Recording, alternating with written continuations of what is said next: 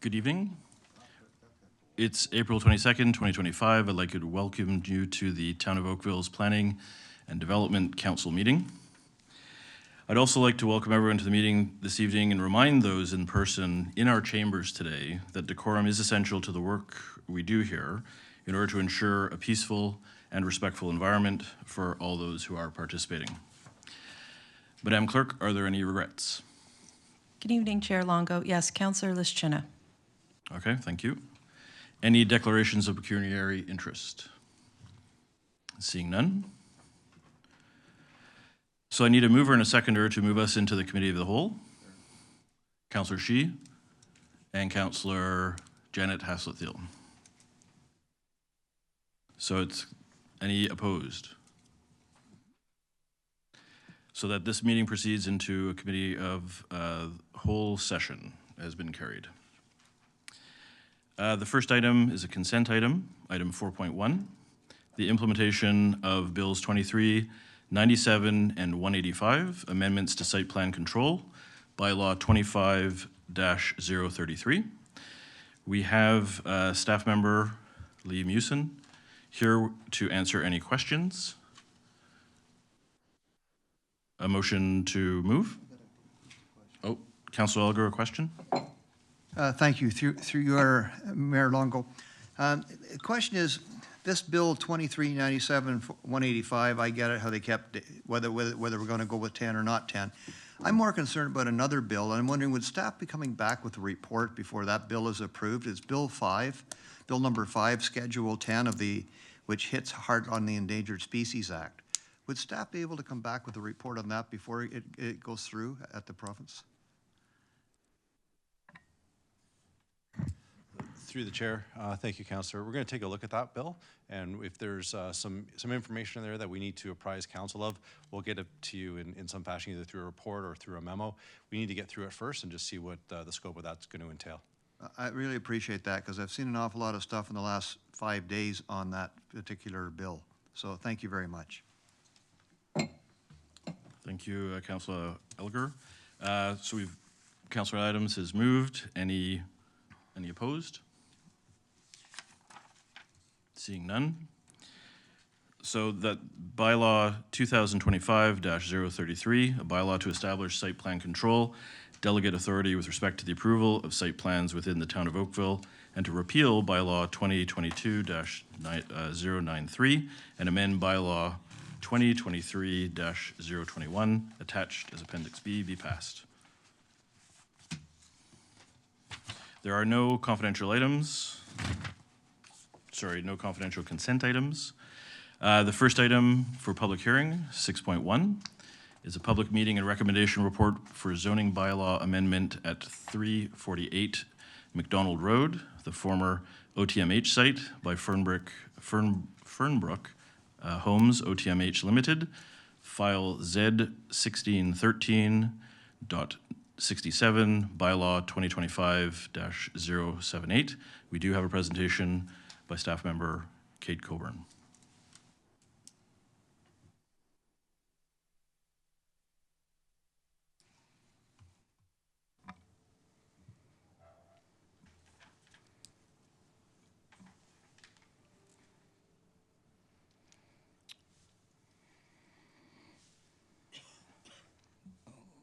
Okay.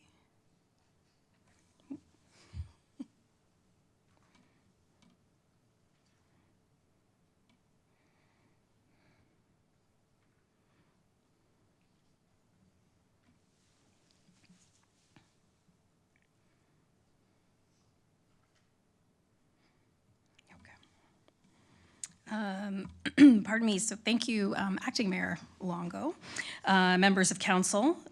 Tonight before you is a zoning bylaw amendment application, which has been submitted by Battery Planning and Management on behalf of their client, Fernbrook Homes OTMH Limited.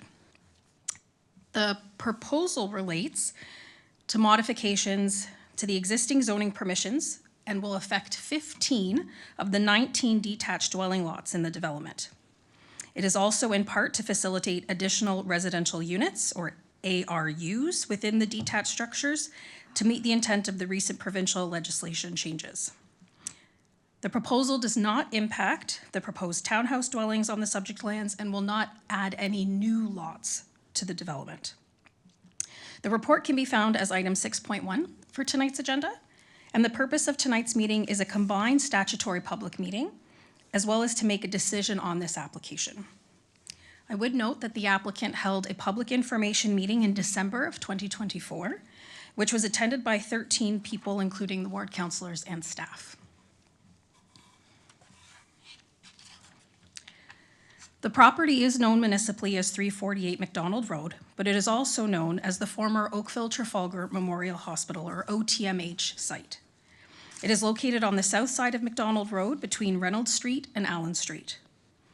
As been provided in the staff report, the property is being developed in accordance with the council-endorsed 2017 master plan, and the applicant is currently fulfilling conditions of the draft plan of subdivision.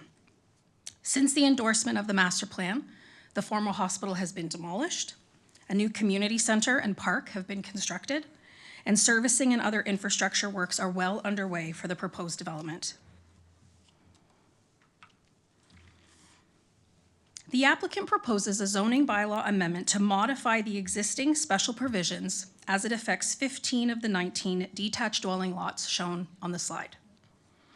The modifications include one or multiple deviations related to the height of the dwelling, the height of the detached garage with an additional residential unit, the total lot coverage, including a detached garage, and an increase in the garage door width for an attached garage. The applicant's proposed modification would have the effect of implementing two things: creating greater variety in architectural style, which is consistent with the neighborhood character, as well as facilitating additional dwelling types in the form of ARUs above a detached garage to support council's housing pledge and to be in accordance with recent changes to the Planning Act. The subject lands are zoned RL3 with the 0 suffix and a special provision number 383. This was applied through a town-initiated zoning bylaw amendment process to implement the council-endorsed master plan for the former OTMH site. The surrounding neighborhood is predominantly subject to the 0 suffix and is further subject to a special provision number 10. This occurs specifically east of Reynolds Street.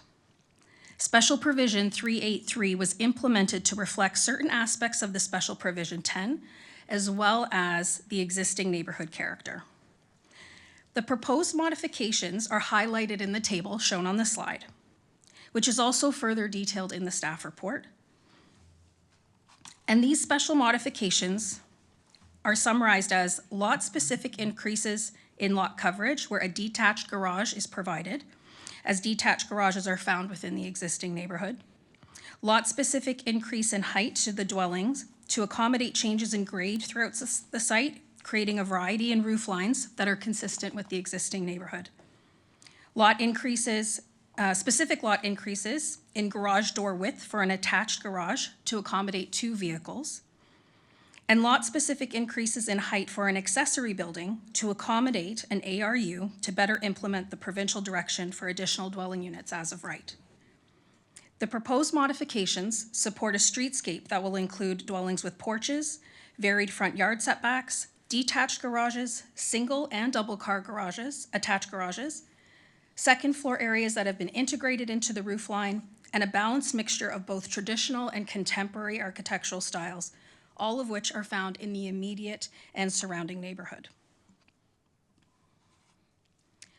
The lands are designated urban area within the region of Halton official plan and low-density residential in the livable Oakville official plan. The proposed zoning modifications conform to the official plans as it will continue to implement the council-endorsed master plan, create additional architectural variety to maintain and protect the character of the neighborhood, and support opportunity for new housing options in the neighborhood. In conclusion, I put forward the recommendation as noted on the slide. It is staff's opinion that the proposed modifications to the site-specific bylaw for the former hospital lands will continue to facilitate opportunities for additional housing types in the neighborhood, will maintain and protect the character of the area, and will continue to implement the council-endorsed master plan. On this basis, the proposal represents good planning, and staff recommend approval of the application. If there are anybody who has questions on the item for this evening, they can call into 905-815-6095 to be connected to the meeting. And I'm happy to answer any questions. Thank you, Kate, for the presentation. I think we probably, if council agrees, we go to the delegations first, and then we can ask questions if that's okay. Sounds good to me. So, Madam Clerk, first delegation. Jacqueline Lee.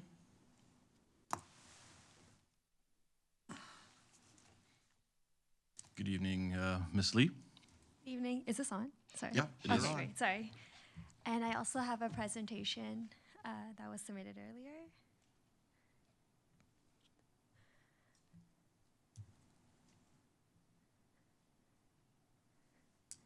That's the one. Okay. Good evening, Mr. Mayor, members of council. My name is Jacqueline Lee, and I'm here with my colleague Paul Demchuk from Batory Planning on behalf of Fernbrook Homes to represent the development application relating to the low-density residential units on the former OTMH lands. Next slide, please.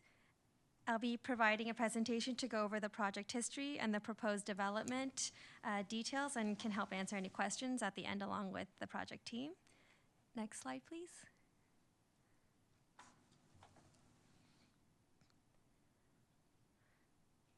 And the one after that, yeah, thank you. The land use for this site was already predetermined through the South Central Public Land Study and Master Planning led by the town in 2012 through to 2017.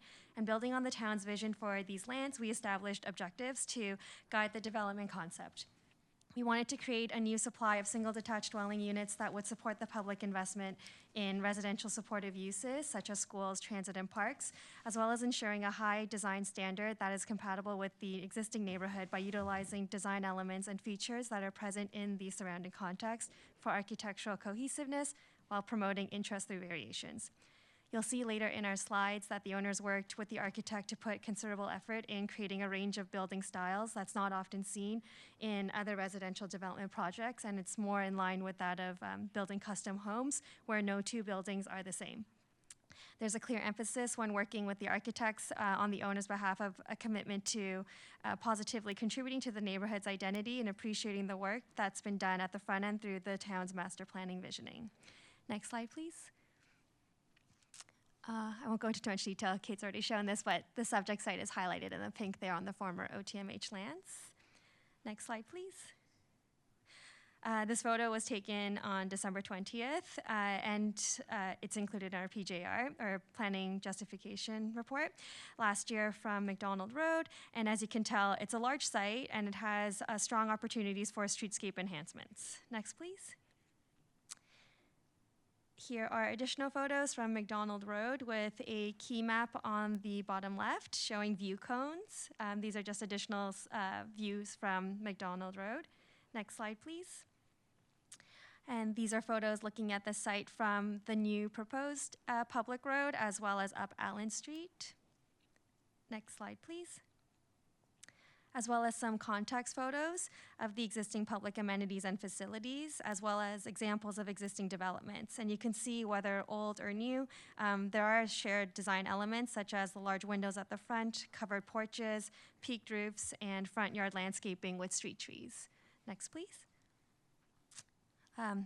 Kate's already gone through this, I won't bore you with that again. Next, please.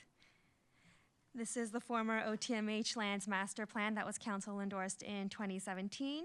Next, please. And the application history. So this application is part of a larger site history that involves the entirety of the OTMH lands. About 13 years ago in 2012, council improved the terms of reference for the South Central Public Land Study, which included this site. And there was an extensive public consultation process involved, and later resulted in the implementation of the council endorsed master plan. And the draft plan of subdivision to facilitate the necessary development blocks. At that point, the subject site was sold to Fernbrook Homes and is now the subject of this application. And I'll also note here that before the application was formally submitted, our client had several discussions with staff to ensure that the guiding principles from the master plan were met and that the streetscape design satisfied the direction provided by the town's Livable by Design Urban Design Manual. A PIM, or a public information meeting, was held in early December to introduce the project to the community and receive community feedback, as well as to answer questions. And then a formal submission was later provided in January 2025, and we've been working closely with staff since to address comments. Something I'd also like to address with respect to the timeline for this project, while not directly related to the zoning application, is the construction work on the site, as it's been raised as a concern by several residents. After the lands were sold to Fernbrook, the nature of the earthwork on site was much more than expected due to the need for removal of underground foundation and servicing remnants left from the hospital demolition. And this work has been undertaken in a much larger than anticipated scope, which has resulted in longer construction timelines. And it includes more than just the servicing of the new lots. But notwithstanding this, we understand that the community is frustrated and are aligned with the residents in wanting the work to be done in as much of a timely manner as possible. However, the process to obtain the municipal and regional approvals and permits is onerous, and with winter conditions, it was not a quick process. But we're happy to update that Fernbrook Homes has all the approvals, clearances, and permissions now in place to complete the external works and is proceeding accordingly. Next slide, please. The proposed development is for the minor adjustments to a previously approved development application that was initiated by the town for single detached dwelling lots. We're not looking to change the designation of these lands. We appreciate the effort that was made in developing these plans and are only seeking to make slight adjustments to accommodate customizations on a lot-by-lot basis, which is proposed to be implemented through a tailored site-specific zoning bylaw amendment. Next slide, please. The proposed development largely complies with the various zoning bylaw provisions. There's over 20 that apply, and only seeks to make changes on an individual lot-by-lot basis to height, lot coverage, height for the accessory building, and garage door width. The chart on the right shows which lots require the deviation. Kate has also gone through this, but basically lots 8, 9, 10, and 11 have been omitted entirely as they comply with all zoning requirements, and the rest only require 1 to 3 adjustments, not all 4. Next slide, please. The design is limited to accommodating single detached dwelling units and are the results of consultation with staff in establishing a streetscape design that is compatible with the existing neighborhood character. Due to the large variety of architectural styles present in the area, we understand that compatible does not mean the same as, but sharing same basis for design elements that would continue to work cohesively with the surrounding context and creating an attractive and vibrant community. Next slide, please. The design was informed by the guiding principles in the previous OTMH studies, as well as the town's urban design guidelines, and led by consultation with staff. Next slide, please. And this resulted in a streetscape design featuring a high degree of customizations where no two houses are the same but share similar characteristics, which we also see in the surrounding area, including a high percentage of fenestration at the front, covered central porches and entrances, facade articulation, dormer windows, and the use of high quality building materials. Next slide, please. The streetscape is further enhanced by a complementing landscape plan, which provides for a minimum of 60 to 75% front yard soft landscaping, as well as street trees to continue the tree-lined streets.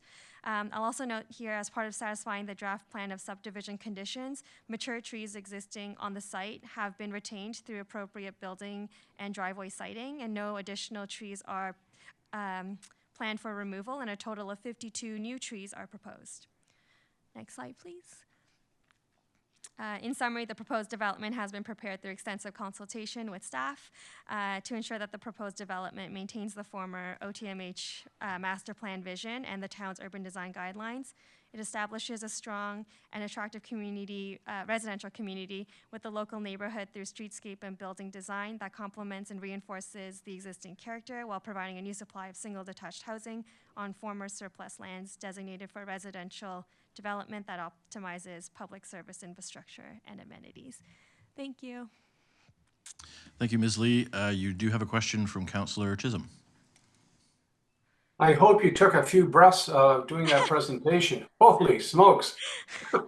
Anyways, my congratulations on your presentation. Well done. Just a quick question, and I don't see it in any of the maps or design, and maybe it's too late. Is there any public access walkway off of Allen Street into the rec center? between the homes? Through you, Mr. Chair, if we go to the proposed development slide, sorry, I think that's slide 12 in my presentation, but there is going to be a new public road that connects from McDonald to Allen, but I'm not sure. I know that there's sidewalks that are proposed along the new public road, but I'm not sure. I see that. I'm just saying, is there a lateral walkway from the roadway or sidewalks into the rec center? That's just a, if there isn't, maybe there's a suggestion that you might want to look at that access. Okay. I could definitely look at that. Thank you. Thank you. Councillor Elgar. Thank you, Chair. The presentation, when you were talking, you're saying it took a lot longer to remediate the land, I guess, because of what you found underground. And I noticed when I started reading the comments from the residents in the area, they're extremely frustrated with the noise that went on for so long. But also, you said you have all the approvals now. When will the noise stop? Like, when will you have everything built? What's your projection? When would you start and when would you finish? I did get timelines for this earlier today. Let me just find that email from the build.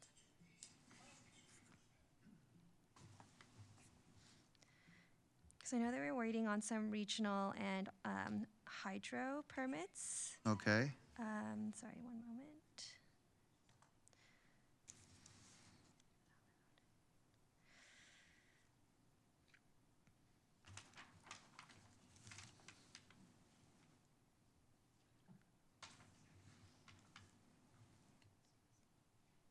Okay, so underground civil work is to be completed within the next 3 weeks. Hydro work will then start at the end of the month and take approximately 5 weeks to complete. Okay, that gives you the hydro. month and a Now, what about while the buildings are, while you're building the 19 units? What's the estimated time they're going to be arriving and digging and all the materials? As they are approved, I'm not sure what the timeline is, but I know that the builder also is looking to have these completed in an expedited way and wants to make use of the warmer months that are coming up to get it completed and not be delayed by the winter again. Sorry, is it okay if I just Sure. consult with my colleague? I think they would like to know. Yeah. Thank you. Through you to Councillor Elgar, thank you for the question. The timelines are obviously subject to the approval for the building permits, but assuming building permits are issued, all 19 homes are anticipated to be started foundation work at the same time. I would anticipate the initial, I'll call it heavy lifting of foundation and construction works to be completed by this fall, if that is the case.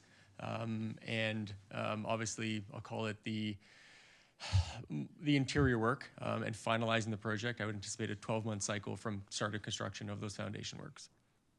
Okay, but the heavy work would be done with a lot of the big machinery, you're hoping by fall? Yes.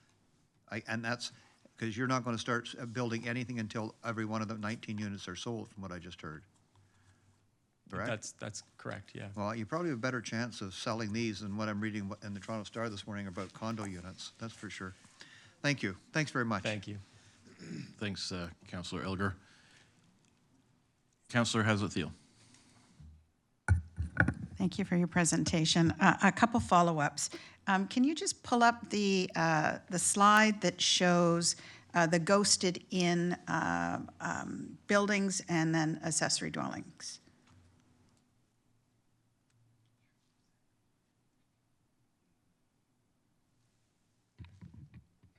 If I could ask for technical support for that to be pulled up, thank you. I think somebody at the back might be trying.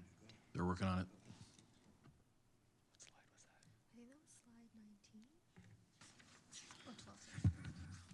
If I could ask for technical support to get us to slide 12, please.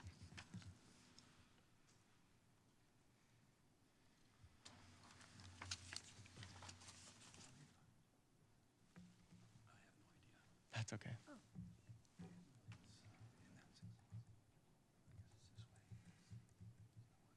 No.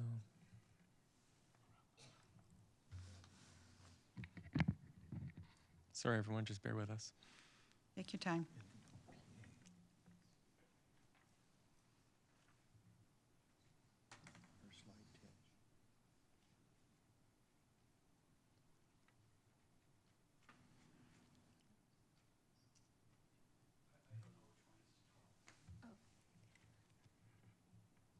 it down. Oh, there. There. Oh. That's it. Thank you. So just for my own clarity and for the public, so from a variance perspective, is this mapped out with your variance requests in it? So there are 4 lots that are not included, that are obviously within this total area, but there are 4 lots along McDonald which are not required for any variances. But this maps out the entire area where, yes, we were asking for the relief. It's essentially to demonstrate and show that only the single detached dwellings are subject to this application, not the townhouse portion of the development. Right, but proportionally, this is representative, including the adjustments that you wish to make? Absolutely, yes. Okay. And then my other question is just around height. Can you just tell me a little bit about grade on McDonald? Because what's been explained to me is that the grading has been an implication on your request for height, and I'm not an engineer. So is there a bit of, can you give us an idea of how the grade changes and how that justifies your request? Absolutely. I'm just going to go back to some of the site images. This perhaps shows it fairly well. You can kind of see in slide number 2, obviously the subject site is on the right-hand side of the image. There is a grade change that exists on both the street and then as well as on some of the individual lots. And so what happens is when we started looking at the site grading details for each individual lot, notwithstanding some of the designs are similar in terms of total heights, the actual height in terms of how it's calculated from a zoning perspective does slightly range. This is common, just to be frank, in this neighborhood. Obviously, as a planner, both previously for the town and now in private practice, I work on a number of applications in this particular neighborhood, and this does come up in some instances where we need variances to the zoning bylaw. So obviously, without going through every single site on an individual site basis, there are site grading changes which had to be accommodated to ensure that we're getting for a number of things. We get obviously 2-story dwellings for each of the lots, and then height peaks and roof designs which complement the existing character of this neighborhood, which considers variably. There's obviously an eclectic architecture that exists within this community, and that was what we were trying to achieve as we brought the application forward to ensure that we met those guidelines from an urban design perspective. Okay, so thank you for that clarification. And my other question is around, in terms of the phrase that was used as a site-specific zoning amendment. So this doesn't give you latitude to change other things. This is if it's approved tonight, each of the lots as you have laid it out is what we'd be approving. Yes, through you, Chair, to Councillor, and to the public. This application, just to be candid, it's one of the most shrink-wrap bylaws I've worked on in recent years, where every single lot has different provisions, and it's extremely, like I use the word, shrink-wrapped or tailored to each specific site for exactly what we are proposing.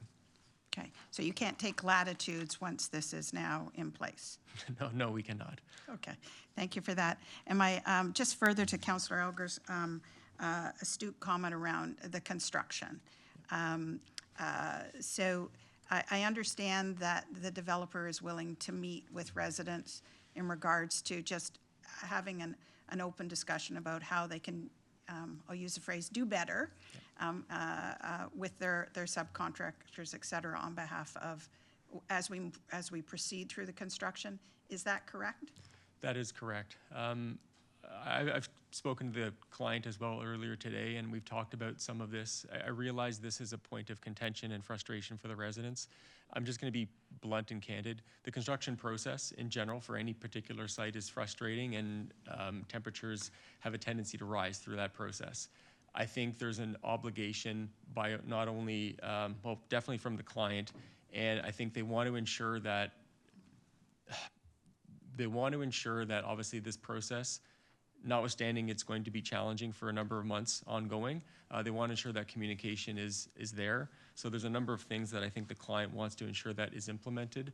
That includes convening a meeting, Councillor, I believe through your office, to ensure that the public is engaged. They're going to share their contacts, both on-site for the development in terms of contact numbers to reach out to, as well as providing the contact numbers both through your office as well as through the Residents Association to ensure that there's an open line of communication. If there are problems moving forward, someone can be reached essentially immediately to ensure that we address those issues and we mitigate this to the best extent possible.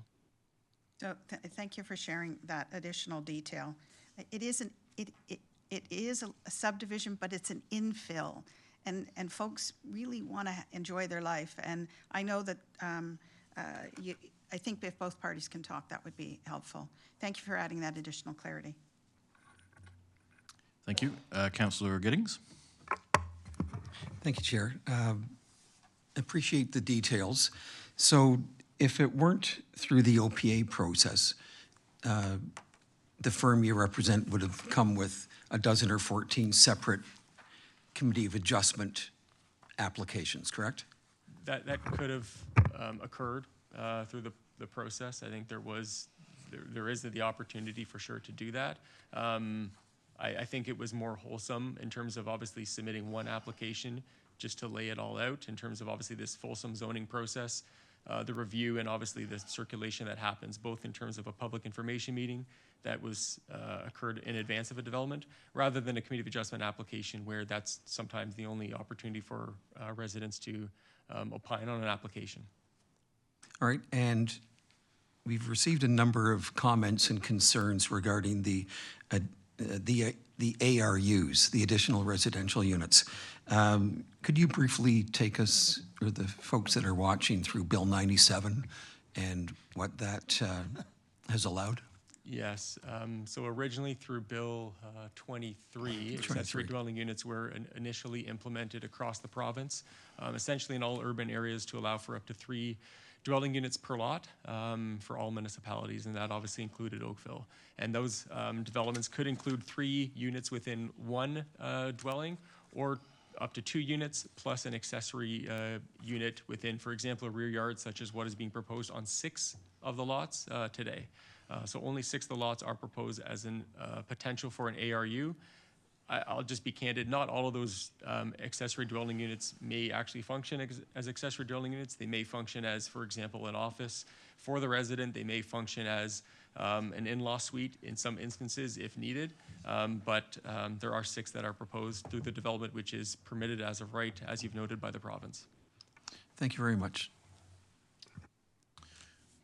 No other questions? Okay, thank you very much. Madam Clerk, next delegation. Kat Allen.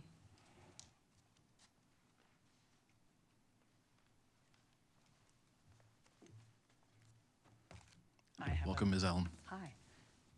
I have a presentation that you have, and it's on an automatic advancement, so you don't need to hit anything. You can just hit play, and that way you have something to look at other than me. Awesome. Which was my plan. So we'll just get that queued up.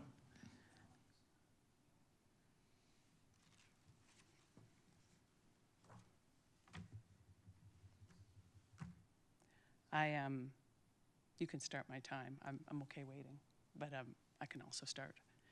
I was wondering how to do this, how to appeal to you, and in what way to appeal to you. And I thought, okay, I'll do the emotional approach, and I'll make this great slide presentation where I share our neighbors, and all of our neighbors came out and we took photos, and you can see what we're living with and what we've been living with for years now, just to humanize what we're asking. And actually, I should be clear, I'm asking you to not approve the zoning bylaw amendment application. And I do appreciate this process that lets me come and speak. So do I appeal to the emotional side of things, which would help with that presentation started? Or do I take the more academic, logical, and start consuming the data and the reports that have been going on since 2012, 2017, 2018? So I did that too. I went from there to there. And so in front of you, you have access to a PDF. It's just all of the references I could find where the town has spoke about how you protect our characteristic neighborhoods, how you protect the feel and the look. And it's referenced in reports, it's referenced in speeches, it's referenced in council meetings, and I love it. And I lean on that when I hear the trucks and I know that there's development coming. I lean on the knowledge that the town has my back and the town has said things I can count on will be the case. And what you've said is you will always protect the characteristic of a neighborhood, especially a stable one, and try to be respectful while also accommodating growth. So I started calling it growth, what was it? Growth with respect. So, okay, we need that presentation to be flowing. We'll give you extra time as we get the technical No, we don't things need, worked yeah, out. that's okay. It was the,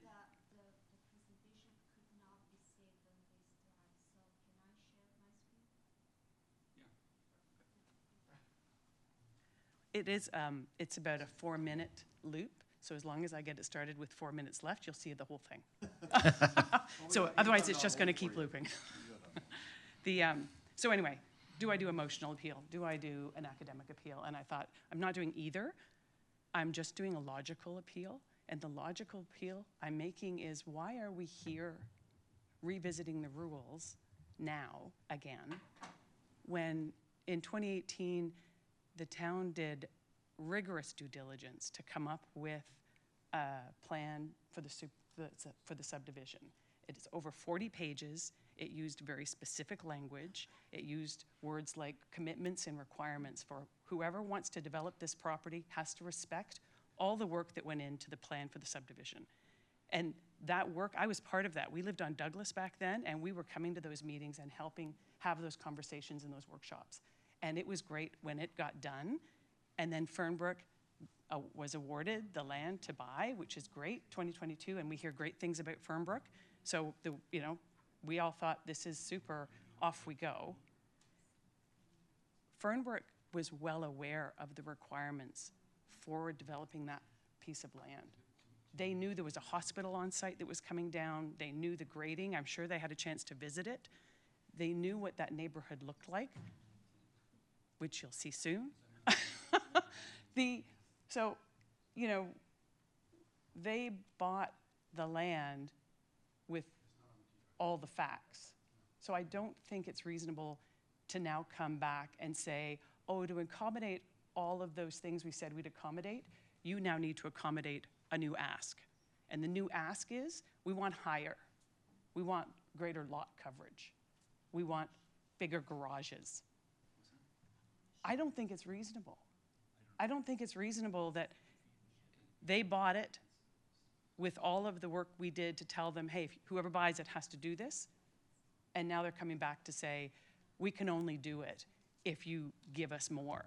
And the residents of McDonald and Allen, you give up more. You give up more sunlight because we're going higher. Well, I don't think you have to go higher to accommodate what was originally set out in the plan. They have to do it. They have to do what they said they would do. And we have to get on with enjoying our neighborhood. Thank you guys. So the photos that were in the presentation before me showed the streetscape as it's being designed by Fernbrook. And saying that it is in keeping with the characteristics of a neighborhood is one thing, but saying it doesn't make it true. And these are photos of the neighborhood and the houses.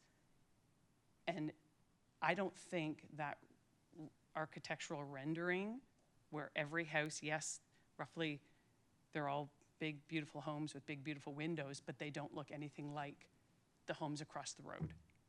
So we know we had to tolerate a great amount of building and change. We all knew that going in. We bought after the lands were already designated for development. We moved to McDonald knowing what we were going to be living with. But when the mayor says, we're going to make sure that what's across the road reflects what's across the road, I'm looking at the Fernbrook renderings and the website and the drawings, and that is not my neighborhood. Like, this is my neighborhood. And so, anyway, Pat said, make sure you stop when you've got your message across. That's the message. So I'm asking you not to let them apply a zoning bylaw amendment change. It's just a sweeping tool that I think is unreasonable to ask us to live with. Okay, thank you. How? Did we get through the loop? Yeah, I think. Did we? Okay. I think it's still going, actually. Okay, well, you can take it home, watch me. That's. Any questions for Ms. Allen? Oh, Councillor Elgar. Thanks, Councillor. Work? Okay, thank you. Thank you for coming. I think we all understand what you're saying, but honestly, I'm worried that if this doesn't get approved the new way, it could get a lot worse, because it seems to me every 6 months something changes at the provincial governments, which forces our hands that we can't do anything. So that's interesting. A lot of what the report was relying on was the need to do this so that we can accommodate the provincial additional dwelling unit provision. My understanding is without this change, we are allowed to have additional dwelling units on our lots today. Town council doesn't need to give this sweeping tool of a rezoning bylaw change to allow ADUs. They're permissible today without you doing anything. So why are they saying they need this change to provide ADUs to meet the provincial mandate? I didn't make that connection. Well, maybe staff can explain it a lot better than Yeah. the details, because I'm not an expert, but I can tell you, in the last few years, and Ward 7 is a perfect example of what was approved in an OPA. Right. And what is happening now. Right. It's Well, scary, and And I think it's got to be shared. Like this neighborhood, we've rezoned it to medium density for that interior lot, and we've got those beautiful townhomes coming in. So, yes, I agree with you. Like, we have to allow growth. It's coming. There's no stopping it. I think we're doing a great job in our neighborhood, having semi-detached condo townhouses, whatever we're calling those, and then also trying to respect, growth with respect. We're putting single-family dwellings on that property now, on the outskirts. The ADUs, that's a red herring. You can do that today. You don't need this amendment. Yeah, I'm afraid anytime I see some land that's going to be developed anymore, never mind having 2 or 3 stories, everybody wants to go 10 and 12 and 16. Yeah. And anyway, And yeah. so I love you bringing that up. The whole, I looked up when I first started this, the whole definition of a bylaw. A bylaw is the tool to manage that, to manage what happens and give peace of mind and predictability to residents. Because when you buy a house, that is the biggest spend of your life, probably. So you want to know, you can kind of feel comfortable what's going to happen around that house. And that, I think there's over 10 of us who bought on McDonald and Allen since the hospital was deemed to be closed. So we made those big spends counting on the town to keep things predictable. I hear you loud and clear. I just wish I could say, don't worry, we're going to solve it. It's a process, I thank you. right? This Now, is part of the process. Worst case scenario with what the noise, and I get that too. Like, if they're done the heavy duty by fall, is that something better than what you've had in the last few years? I didn't include in my delegation the commentary on what we've lived with the last few years, because I get too emotional about it, and it wasn't my ask. My ask is, let's not go higher and bigger on those lots. Let's stick to the plan. Let's not change the rules. Yeah, it's been tough, but we're not done yet, so it's going to continue. What can you do? You gotta. Okay. Well, I appreciate you. I appreciate you coming out and speaking up tonight. Thank you. Thanks.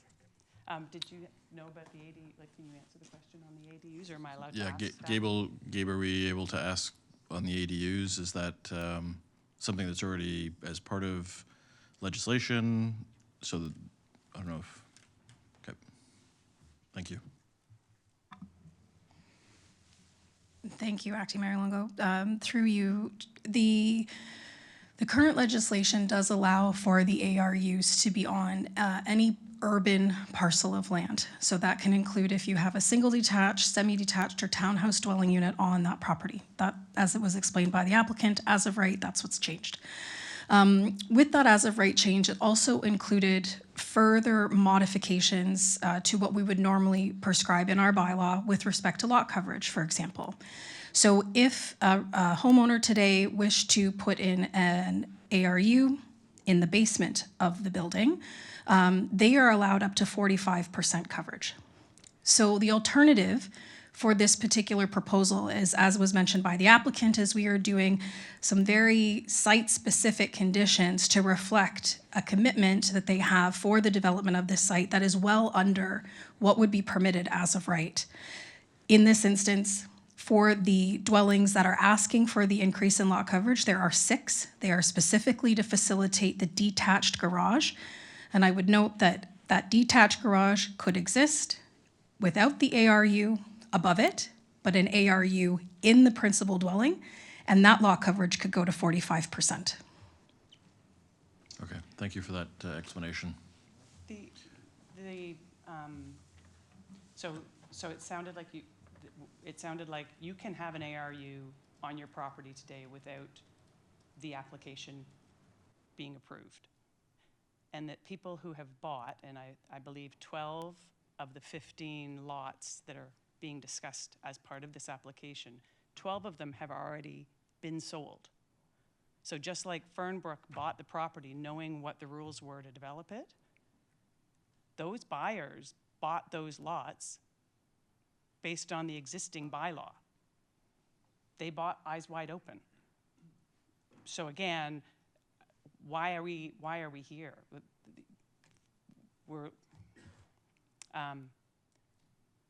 So I would just suggest not approving it because there's no new information. Nothing has changed since you laid out the 2018 plan. Nothing has changed. There is nothing new. And what is new outside of Oakville is Ontario has said you can have an additional dwelling unit on your property. The difference here is people who've bought the properties on the hospital lands want to use that as a tool to get a higher garage. They're using the ADU as the door to get higher than the bylaw allows.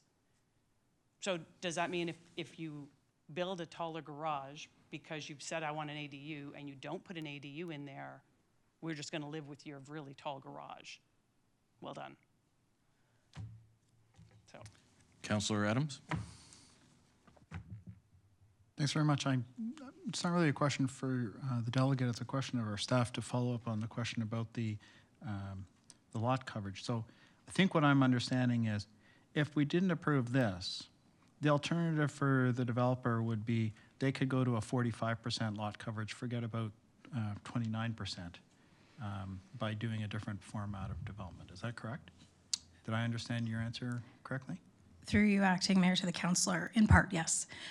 If I can clarify, the applicant has proposed modifications with respect to the detached garage. The modification includes an increase in lot coverage for that detached garage if there were no ADU or ARU. The increase in height of that garage, which the applicant is also requesting, is specific to where that ARU is constructed. So it has to be constructed conforming to the zoning bylaw and the building code with respect to what the definition is for an additional residential unit. So if Fernbrook were to decide, or the purchasers, because they have, to clarify, these purchasers purchased this proposed concept, not the existing zoning.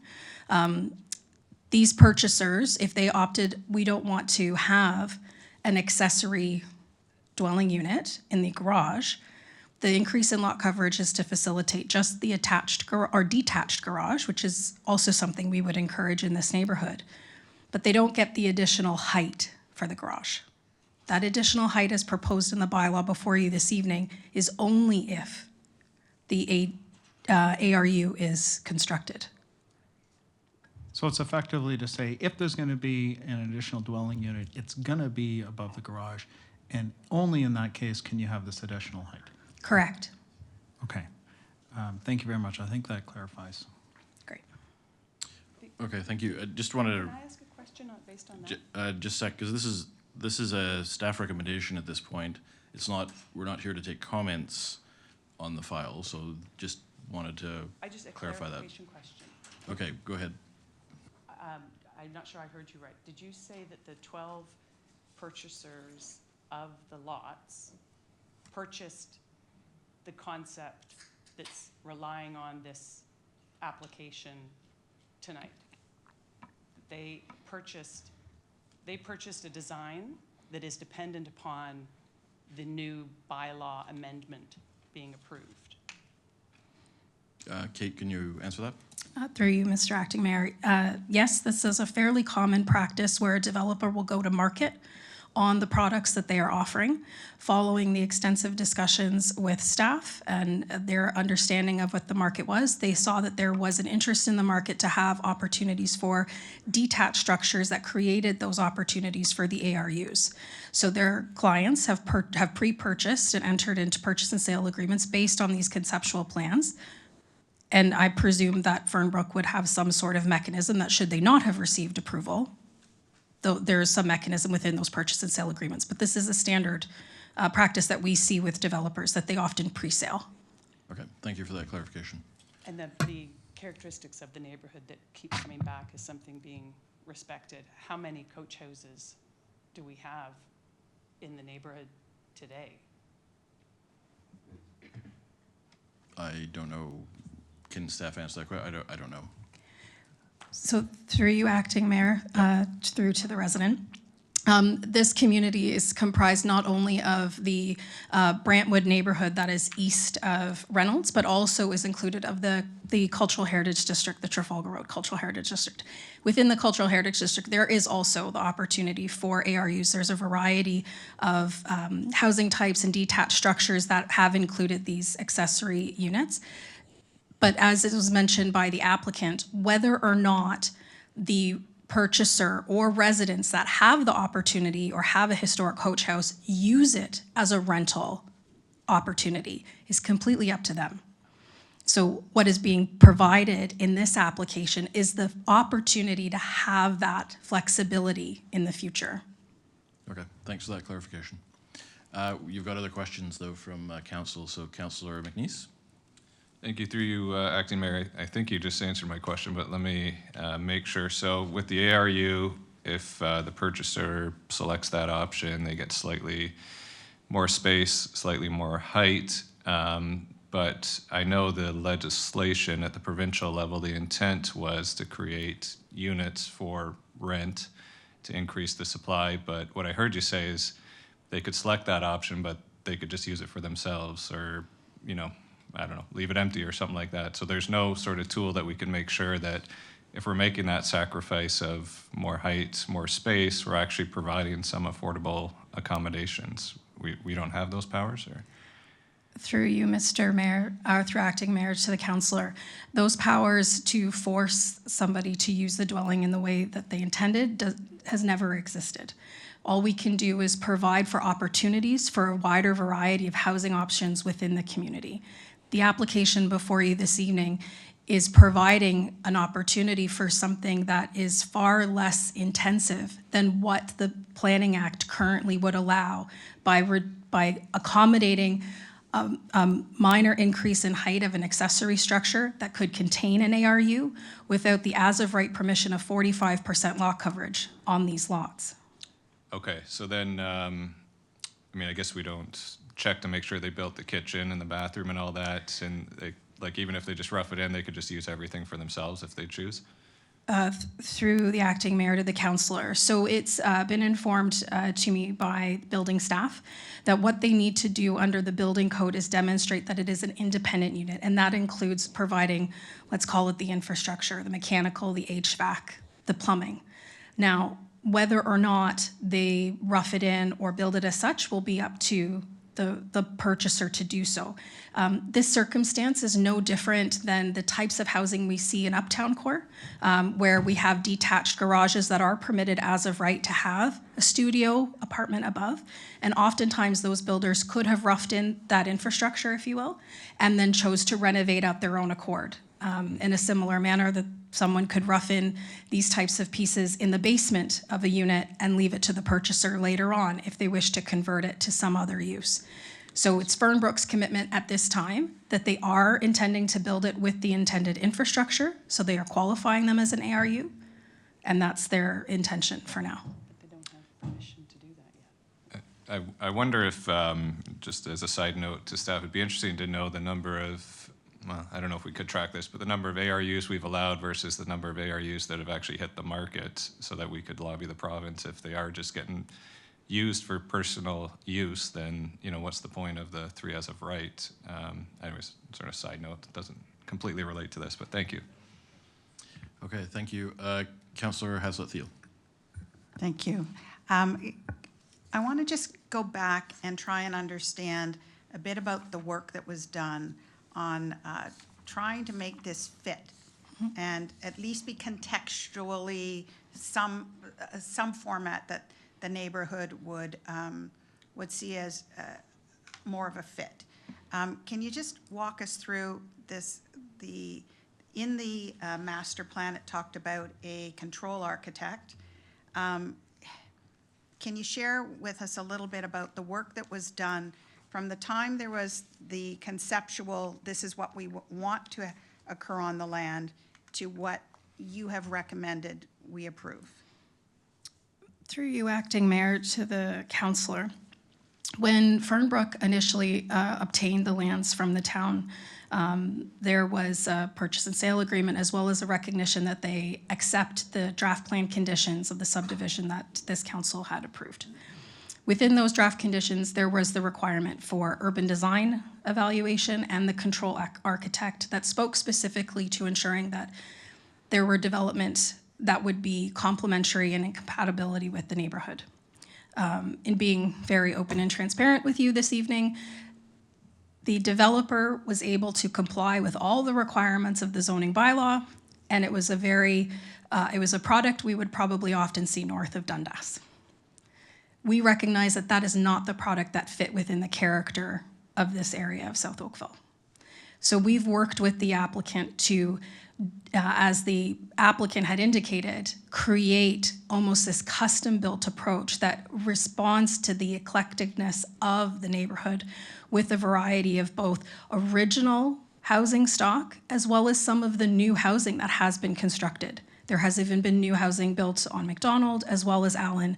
And these changes that we've seen over time have been captured within what the applicant is now committed to being brought forward.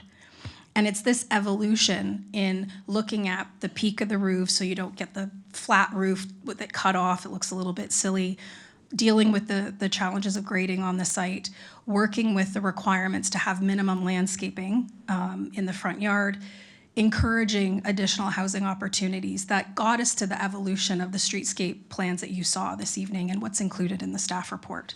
So it's been quite a journey from what the applicant demonstrated under the as-of-right conditions versus with some minor tweaks to the bylaw, what we could get that would be more in keeping with the neighborhood character, in staff's opinion. Okay, so thank you for that. And so in terms of development around, so beyond at the hospital lands, but surrounding, I think there was a question about coach houses and other coach houses. Was there an inventory of any sort that kind of looked at the features of the neighborhood that you took into consideration? Through you, Acting Mayor, to the councillor, when we had crafted the original bylaw, as I said, this is a special provision 383. It married a combination of the special provision 10, which had that very low lot coverage of 19%, expanded side setbacks between dwellings, and a number of other pieces. The 383 actually looked more closely at the neighborhood and implemented landscaping requirements, which currently doesn't exist in the bylaw. It spoke to the intent of creating more single-car garages and having double-car garages where they would be detached, because there are a significant number of detached structures that pair with the houses in this area. Now, whether those detached structures are being used for a studio or a vehicle or for some other use, I wouldn't have an inventory of that at this time. But the idea was that we were looking holistically at what the neighborhood was, and having detached garages is definitely a component of this neighborhood, in my opinion. Okay. My last question is just around process. So this is a zoning amendment, and I think it was raised that this also could have come forward as a variance request through the Committee of Adjustment. Is that correct? Yes, through you, Mr. Acting Mayor, to the councillor. If Fernbrook, if their timing had worked, as you indicate, as we heard, there's been some challenges in their delivery. They could have registered the subdivision, creating the individual lots, and then they would come in with individual variance applications per lot. That meant that the residents in the area would be receiving a multitude of applications that they would have to evaluate and consider. Only those within 60 meters of the site would have been notified, whereas with the zoning application, it's 240 meters. There's also the benefit of the public information meeting, as the applicant described, whereas with the Committee of Adjustment, you're given your 14 days notice and you show up in the meeting, and I know this council is very familiar with residents' frustration on that prescribed process.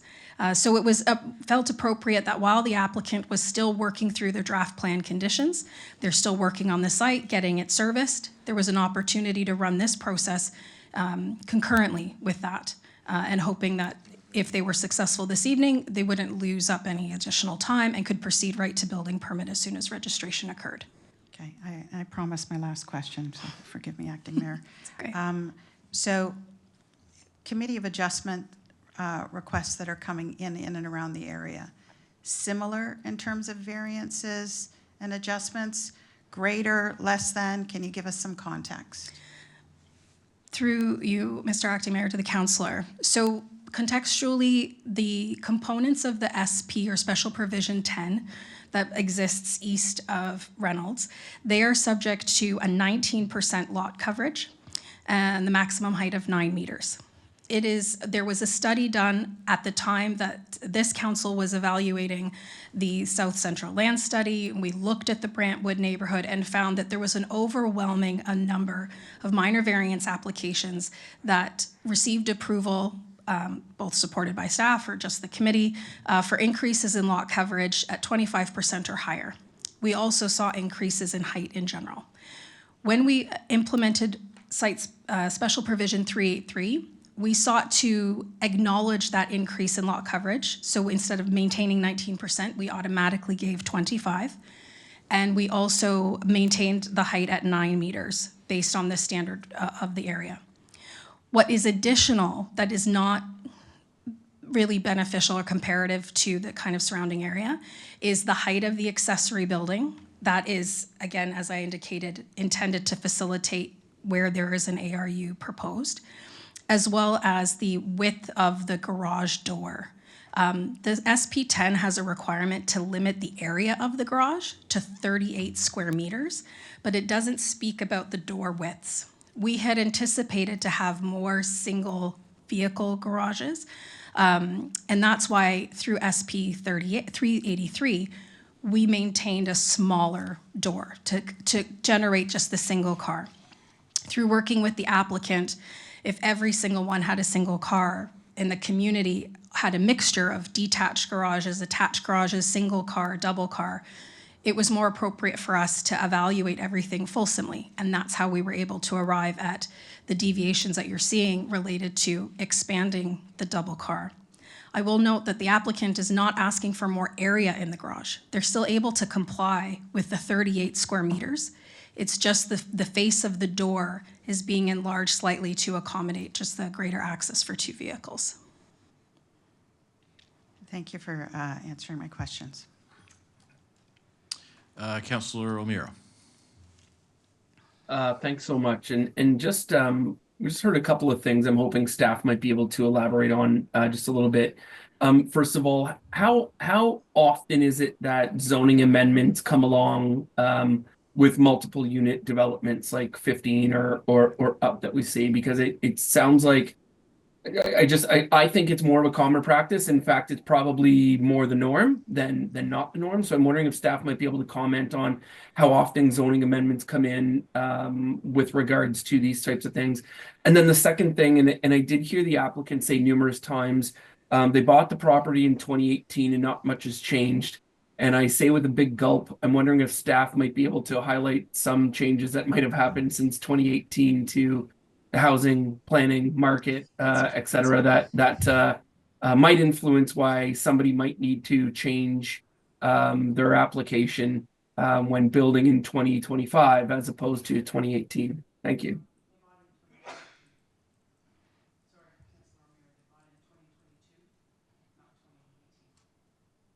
So I think those questions are for staff, though. Thank you. Through you, Acting Mayor, to the councillor. Your first question, sorry, Councillor O'Meara, was related to how often we see zoning bylaw amendments that are particular, like, again, to use the words of the applicant, shrink wrapping the site. Is that what you were requesting?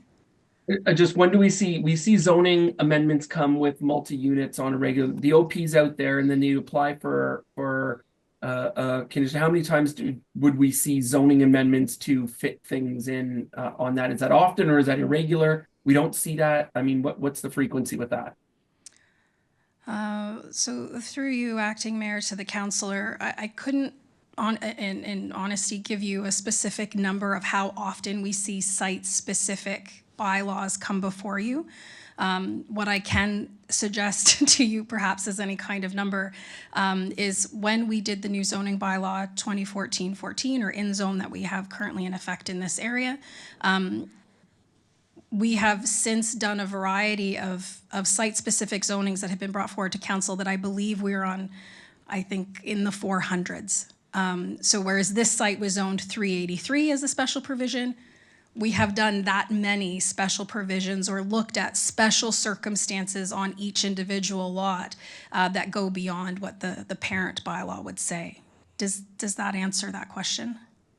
Yeah, so 383 special provisions we've had to do so far on these things. So it's not uncommon that this happens. Would that be a fair statement? Through you, Chair, that would be correct. And then just my second question was just on to some of the changes. Yes. and I apologize for that, but just maybe if you hit the high notes, thanks. Sure. Through you, Acting Mayor, we've seen all of the changes, and I am sure there are more to come. But not to make light of the situation, it has been very challenging for all of us, I think, to navigate the specific changes that we've seen in the Planning Act that have come down from the provincial leadership on how to best accommodate and manage growth through housing. So what has substantially changed, I think, is the obvious of what we're discussing here today, is the as-of-right permission for additional dwelling units on detached lots. Not going to speak to the market changes. I'm not an economist. I will leave that to everybody's own readings. But that also has been a component of change that I feel has been impacting the developer as well. And I do acknowledge that, yes, the developer did not purchase these lands until 2022.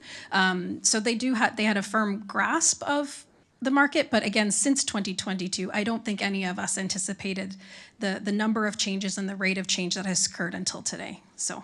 And I'm sure there's more to come. Okay, Thank you. Yeah.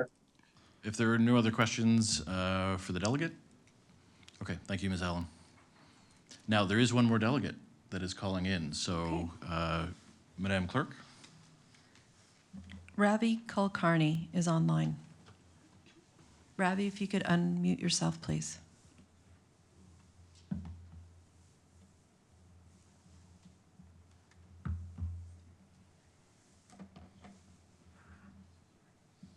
So we're just waiting for Mr. Kulkarni.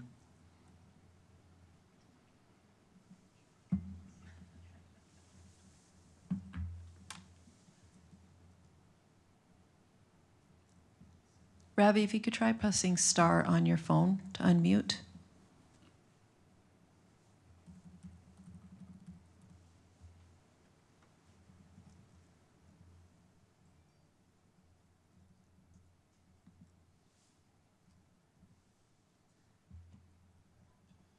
Oh, here we go. Mr. Kulhari, Hello, can you hear me now? we can hear you. Please proceed. Perfect. Actually, after all that, our question was actually previously asked and answered, so there's nothing more from us. Okay, thank you. Any other questions or from council? Okay, can I get a mover for the motion? Councillor Adams?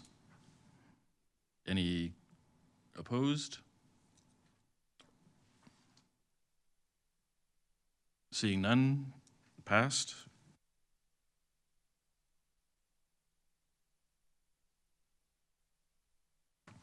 So what has just been carried is that the proposed zoning bylaw amendment application submitted by Fernbrook Homes, OTMH Limited, file number Z1613.67, be approved on the basis that the application is consistent with the provincial planning statement, conforms with the Region of Halton official plan, and the livable Oakville plan, has regard for matters of public interest, and represents good planning for the reasons outlined in the report from the Planning and Development Department dated April 8th, 2025. In addition, the bylaw 2025-078, an amendment to zoning bylaw 2014-014 be passed, that the notice of council's decision reflect the council has fully considered all the written and oral submissions relating to these matters, and that those comments have been appropriately addressed, and that in accordance with section 3417 of the Planning Act, no further notice is determined to be necessary. Going on to the next item, 6.2. It's the public meeting report, zoning bylaw amendment, Shoppers Realty Inc., 3000 6th Line and 21 Dundas Street West, file number Z1316.12. And we have staff member Colin Westroff for questions. Oh, and there's, sorry, should we proceed with delegations? Okay. So, Madam Clerk, we have a delegation on this file. Andrew Hannaford.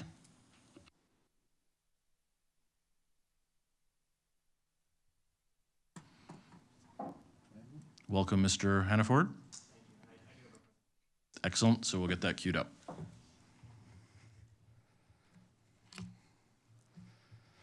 So while it's being pulled up, good evening. My name is Andrew Hannaford. I'm an associate with MHBC Planning. I'm here on behalf of our client, Shoppers Realty Incorporated, for their property located at 3000 6th Line and 21 Dundas Street West. Joining me today are representatives from the owners as well as from the consulting team to answer any questions that you might have. The purpose of this application is to introduce the zoning bylaw amendment application for the subject lands, which is currently with town staff for review. Next slide, please. Oh, sorry, maybe I can. There we go. So this slide highlights the boundaries of the subject lands. They consist of two adjacent parcels situated at the northwest corner of Dundas Street West and 6th Line. The total area of the subject lands is 1.76 hectares, and both parcels are currently vacant. As you can see, the subject lands are located within a rapidly evolving area of the town of Oakville. The area features new residential subdivisions to the north, new mid-rise residential and mixed-use buildings along Dundas Street West, and existing residential neighborhoods to the south. The area benefits from a variety of community amenities, including elementary and secondary schools, parks, and significant retail developments to the east in the uptown core.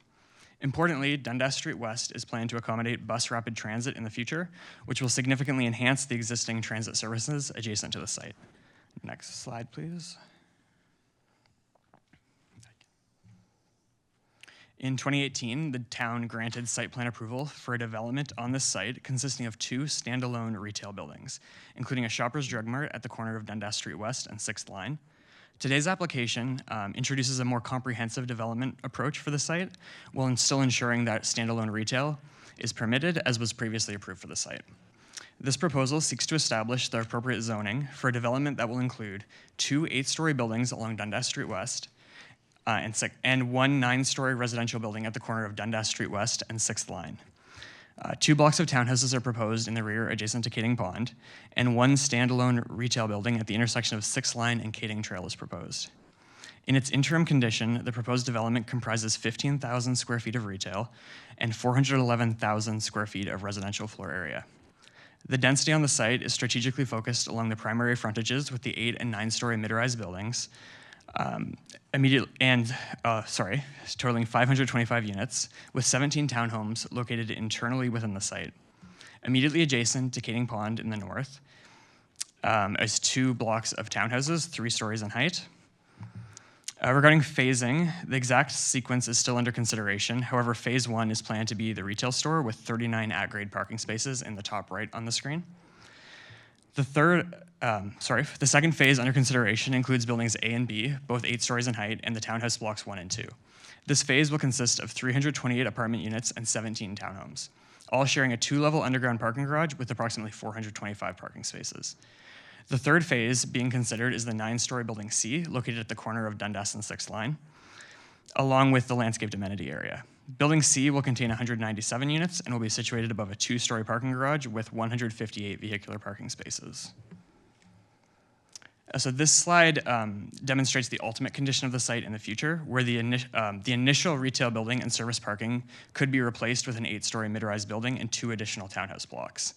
Building D at 8 stories would add approximately 140 units to the development, and the townhouse blocks would introduce another 11 townhomes. This phase would also include a 2-level underground parking garage with 207 parking spaces. In its ultimate configuration, the site would contain approximately 539,000 square feet of residential floor area in the form of mid-rise buildings and townhomes. The ultimate plan for Building D includes potential retail uses along 6th Line and at the intersection of Kading Trail. There is no immediate timeline for this ultimate scenario. This is intended more to demonstrate the future build-out of the site that has been fully planned, and that the town's vision for the Dundas urban core can be accommodated in the interim and ultimate conditions of the site. Within the region of Halton's official plan, which now forms part of the town's official plan, this site is identified as being within a strategic growth area, a primary regional node, and a regional intensification corridor. The regional official plan directs higher densities to these strategic growth areas, and primary regional nodes are specifically planned to accommodate a concentration of growth and transit supportive densities. Within the North Oakville official plan, the site is designated within the Dundas urban core. This designation is intended to establish a corridor of high-density mixed-use development along Dundas and permits a maximum building height of 12 stories. Within the Town of Oakville zoning bylaw, the site is currently split into 2 zones. The eastern portion of the site is zoned Dundas Urban Core, which permits mixed-use, retail, and residential developments up to a maximum of 8 stories. The western portion of the site is zoned Future Development, which is intended to permit only existing uses with any new uses requiring a zoning bylaw amendment. The current proposal aligns with the objectives and policies of the official plan, meaning that an official plan amendment is not required for this development. The application does propose a zoning bylaw amendment to rezone the entire site as Dundas Urban Core, with site-specific provisions to permit the proposed density, building heights, and setbacks. The proposed development provides for a compact, mixed-use form at the prominent intersection of Dundas Street West and 6th Line. A continuous street wall is proposed along these frontages, with building setbacks ranging from 2.5 to 9.1 meters. The townhouses proposed along the internal property lines bordering Kading Pond will create a transition and built form towards the existing neighborhood to the north. The existing stormwater management pond will further buffer the site and offer opportunities for connected landscaping and pedestrian passageways. We did submit a shadow impact study prepared by Kirker Architects as part of the application. This study analyzed the shadows cast by the proposed development in accordance with the town's terms of reference. The massing of the proposed buildings has been strategically organized to minimize any potential shadows on the surrounding streets, open spaces, and residential properties. The study concluded that no unacceptable or adverse shadow impacts are anticipated. Regarding climate change considerations, the owner will be investigating low carbon approaches in terms of both embodied and operational carbon during future site plan approval stages of the development. This could include strategies such as using lower embodied carbon materials during construction and implementing operational carbon reductions like geothermal energy systems. In July of 2023, a pre-consultation meeting was held with town staff, as well as regional staff, to outline the requirements for a complete zoning bylaw amendment application. Prior to submitting this application, the town requires a public information meeting be held to provide an opportunity for members of the public to learn about the proposal and provide preliminary comments. This meeting was held on December 4th, 2024, Notice of the meeting was circulated to all properties within 240 meters of the site, and several members of the community did attend and received information and asked questions of the consulting team. The questions and comments received primarily related to building height and overall form, transportation and road capacity in the area, the proposed phasing of development, and servicing infrastructure for the site. Following this meeting, a formal zoning bylaw amendment application was submitted to the town in December of 2024. And subsequent to zoning approval, applications for site plan approval will be submitted to the town in a phased approach over the coming years as the development progresses. So thank you for your time and attention this evening. We're available to answer any questions that you might have regarding the proposal. Thank you, Mr. Hannaford. We do have some questions, so Councillor Nanda. Thank you, through you, Acting Chair. Thank you so much for the presentation. I know Councillor Shea and I were at the initial meeting as well. So in relation to some of that conversation, have you started any studies in terms of the traffic? Traffic was a big concern for our residents in the area. Yeah, thank you through the chair and to the councillor. We have, so with our complete zoning bylaw amendment application that was submitted in December, there is a transportation study that does look at traffic patterns in the area and road capacity. It also touches on loading and movement of goods to the retail on the site. What you'll find in that report is it does show that there is an acceptable impact and relatively low impact on the surrounding streets.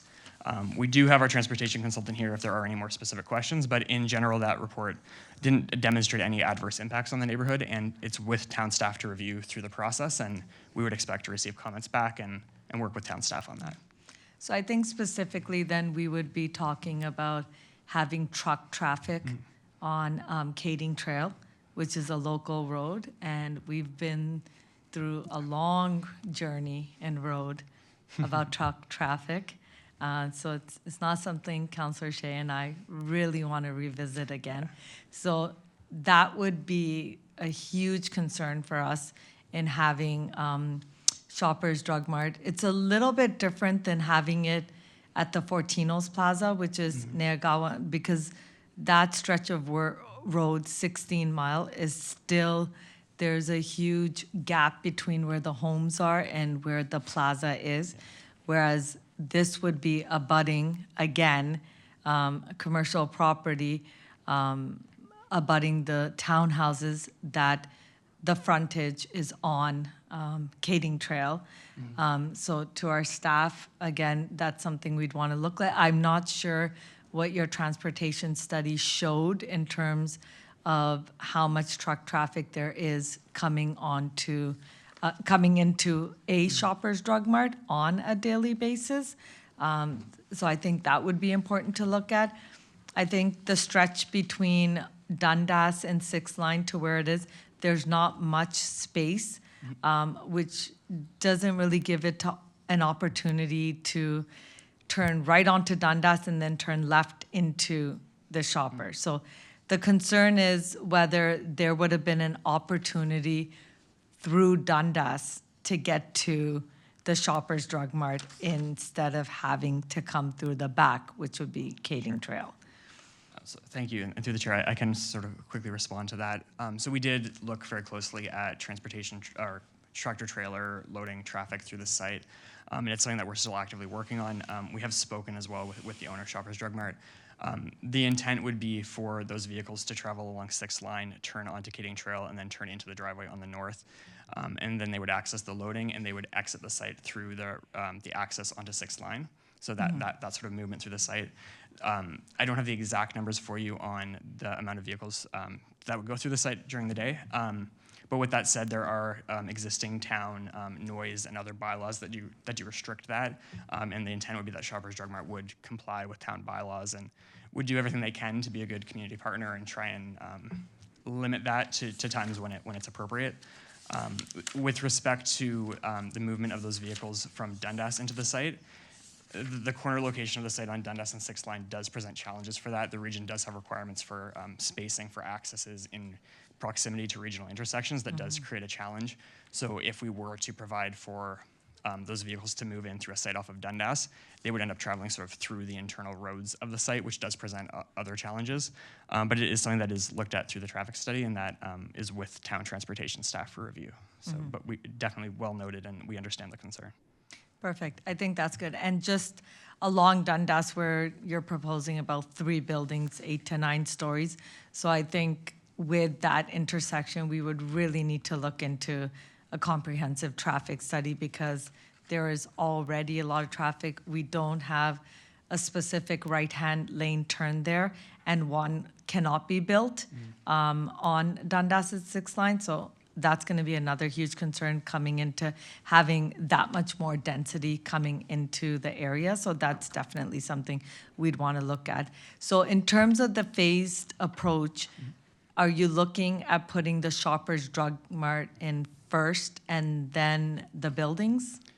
Thank you, and through the chair, that's correct, Councillor. So the intent would be for the retail shoppers phase to proceed first. The remaining buildings, A, B, and C, sort of starting from west to east along the site would be the current intended phasing. That may change. As we heard earlier, the market for condo or rental developments is not what it was. So that would proceed sort of as market conditions allow. But the intent would be to proceed with bringing the retail online first through a site plan application to the town, followed by future subsequent site plan applications for the buildings and the townhomes, sort of as market conditions allow for. So would you look at maybe even potentially making lower story condos in the future if you don't see a market for it? So through the chair, it's always a consideration in terms of what you do. It's based on a combination of market conditions as well as what town policies are looking for. So the town's official plan through the Dundas Urban Core is looking for 8 to 12 stories in this area, which we are implementing. With regard to future consideration to lower it, it's not being considered at this time. That's not to say never, but it's not the intent at this time. Okay, perfect. Thank you so much. Thanks. Thank you, Councillor Shi. Thank you, Mr. Chair. My follow-up question for this phase 1, so you got standing alone shoppers, and in the phase 4 will be top on that first, but you don't have the idea how high it is, right? How many floors? Oh, sorry, through the chair to the councillor, the intent would be for building D, the 4th mid-rise building on the site, to be 8 stories in height at this time, with a provision for retail at grade. That, again, is the ultimate scenario, which we don't have a timeline for when that would proceed. It's more just to demonstrate that we do have a plan to implement the town's vision for this site within the official plan, but it's not, in the immediate future for this site. Okay, but for this, for the building D, if you got some 8 stories, so did you do some shadow research, because that is the south side of a Kading Trail, and I know the street is not wide, so what that will impact for those residents there? Yeah, and thank you for the question. Through the chair, we did submit a shadow study, which does include both the interim and ultimate scenarios for the site to town staff as part of our zoning bylaw amendment application. It did follow the town's terms of references for shadow studies at the times and certain angles of the sun and so forth. It didn't find, and I apologize, I don't have, there was one image of the shadow study in our slide, but it didn't find any adverse impacts in accordance with the town's terms of reference, but again, it is with town staff for review, and if there were any issues, I'm sure that they would flag that through their comments. Okay, thank you very much. Thank you. Councillor Knoll.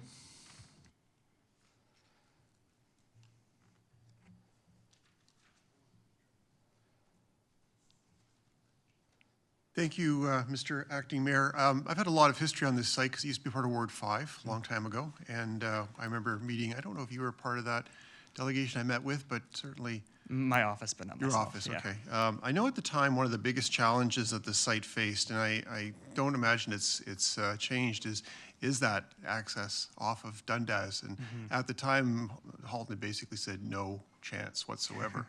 But I do see on one of the small thumbnail renderings, in the ghosting rendering, there is drawn in access from Dundas. What conversations have you had with Halton Region at this point with respect to that? Because you are really tight to that corner. So correct, and through the chair, thank you for the question. So the initial application back in 2018 for the standalone shoppers on the site was for it to be at the more corner of Dundas and 6th line. So this site, as mentioned, is 2 parcels. So this zoning bylaw amendment application sort of takes both of those parcels into consideration. So that the access proposed off of Dundas is proposed outside of the region intersection spacing requirement for Dundas and 6th line. It was sort of discussed through the pre-consultation meeting with town and regional staff. The region has not, to date, to my knowledge, raised any issues with that location where it has been moved. There are talks ongoing regarding the access off of 6th line, which again, I think we have demonstrated can provide the appropriate movements, but it's something that the region is reviewing through our application. And presumably it would be strictly a right-in, right-out access off of Dundas. Through the chair, I'm not certain on that. It's something that we're working with There's a regionals. boulevard right across from it on Dundas. You would be able to turn left. Yeah, that's correct. On 6th line, I believe the intent is for full moves, but again, it's a conversation we're having with regional staff through the application. Okay, talk to me a little bit about the parking. This is a really large development. It looks like everything is underground for the residential units, including visitor spaces. What are your plans there? Yeah, that's correct, and thank you through the chair. So the proposal is for 39 standalone parking spaces at grade for the retail within the first phase. For the residential buildings, in the interim scenario, we are proposing, I have the count here, apologies, 584 total parking spaces for 542 residential units in the current proposal, as well as 191 bicycle parking spaces. In the ultimate, when you add building D, it increases to 791 parking spaces with 289 bicycle parking spaces. So 791 parking spaces for how many residential units? In the ultimate, 693. Okay, that's certainly not a lot of visitor spaces being accounted for. Thank you through the chair. I don't apologize. I don't have the exact breakdown of visitor versus resident in my notes. We would comply with the minimum visitor parking requirements that the town has for North Oakville. Okay, well, that's certainly one of those issues that needs to go on the staff list for further discussion. I'm really curious about the suggestion that the Shoppers is an interim use. What's the time horizon for that? I mean, I can't imagine the capital cost on building a building like that is such that you can justify a short time. Are we talking 10 years, 20 years, 100 years? Like, what's the planning horizon there? Yeah, through the chair, the timeline is not yet known. The intent of showing the ultimate scenario is to show the future build out. There's no timeline commitment to that future scenario at this time. There's no immediate plans to knock down a retail building that's just been constructed. So it's more to demonstrate that in the future, the site has been designed to accommodate that should market conditions allow for that. Interesting. I've never seen somebody put that kind of thing in an application before. I'm not sure if it helps you or hurts you, but okay. Well, that's all I've got for the moment. I appreciate the answers to the question. Thank you. Thank you, Councillor Hassel-Thiel. Through you, Acting Mayor Longo. Thank you for your presentation. Can you just clarify for me the mix of the units that you anticipate for one? Thank you through the chair. I might refer to, we have Adrienne Lee from Kirker Architects here that may be able to speak to that. I can also look for it. I apologize, I don't have that readily available. Let me see here. So, and please keep in mind, this is it's a zoning bylaw amendment application, so that I would expect this to shift through future site plan applications. This is still early stages. Don't know. You have help on the way. Apologies. So sorry, we do have it broken up by individual buildings, but generally speaking, we're looking at about 10% studios, 60% one beds, and I think 30% two beds. Let me just make sure I'm consistent. Yeah, generally speaking, it varies per building. Sorry, I don't have an overall total. Okay. Well, those are approximate. So given the fact that we know the market is not really excited about studios and one bedrooms, approximate square meters, feet, whichever you prefer, of a one bedroom? For a one bedroom, and again, this is very preliminary, but we're looking at an average of about 515 square feet for just a one bed. A one bed plus den would be about an extra 50 square feet. Okay. So very, very early stages, though. I want to preface that. Yeah, no, I understand. And as somebody who tried to tell me that they were experts said, let the market prevail. Well, the market's prevailing, and you might want to look a little more closely. In terms of the height of, there was a concern around height from some of the neighbors that wrote in. Can you, and I saw the shadow piece. Can you just confirm did you have an area plan that showed the existing buildings around height? Through the chair, I apologize, I don't have that in my slide deck tonight. The height of the proposed buildings was planned kind of in accordance with the town's official plan for this area. Yeah, I understand And that. that was the intent. So we are proposing 8 and 9 stories with 3-story townhouses, which 3 stories is the minimum height on this site that the town allows. Right. As the height in North Oakville does vary along the Dundas and Trafalgar corridors with a height peak along Trafalgar. Along Dundas, generally you see heights between 6 to 12 stories depending on where you are along the corridor, but I apologize, I don't have a graphic to demonstrate that. It does help us visualize a bit. And then just in terms of the, how do I want to say this? You had referenced that, the phasing may adjust based on the market. Yeah. So are you signaling to us that you may go with the townhouses first? Thank you for the question, and through the chair. To be candid, I don't know. The current intent is to proceed with the retail first, followed by phase 1, which would include buildings A and B and the first 2 blocks of townhouses. How that sort of plays out over the long term, I honestly can't predict. As we know, the market is what the market is. So this application proposes the zoning framework which would allow for that and does build in the flexibility to sort of proceed with site plan applications by phase depending upon market conditions, town policies, and so forth over the next several years. Okay, thank you. Any intent on rental? Thank you for the question, through the chair. That is not yet known. Further information on whether rental versus condo for each building would sort of be determined through future site plan applications once more clarity is known, quite frankly, on the market for one, as well as sort of planned partners, plans. Like it's still early days to sort of know that at this time. Okay, thank you. I do have a question for staff. Can I do that now? You may. I just wanted to clarify, so under the matters under review, while this is a zoning bylaw amendment, I'm just curious that on the ones that are under here, given that it's a zoning bylaw amendment, am I just not connecting the dots today? No, through you, Chair, we've listed all of the matters under review through the standard proposal. So that includes policy from the province, the region, our own OP level as well. So we're going to do that analysis. And then we're going to dig into the performance standards, what we have in play today, and then what's being requested. If you could elaborate on your question, I feel I could answer it more fulsomely. Yeah, I know, I just, because it is a zoning amendment, a bylaw amendment, and they have as of right permissions to some degree. I just was curious about the ones that were there. I would like to make sure that on here is compliance with commercial needs within the neighborhood, and the other that I'd like to just, if somebody could report back on what is the current mix of low, medium, and high residential in North Oakville, because that is a requirement in the, I believe, in the North Oakville plan, and we haven't had that reported out in some time. Thank you. Yep.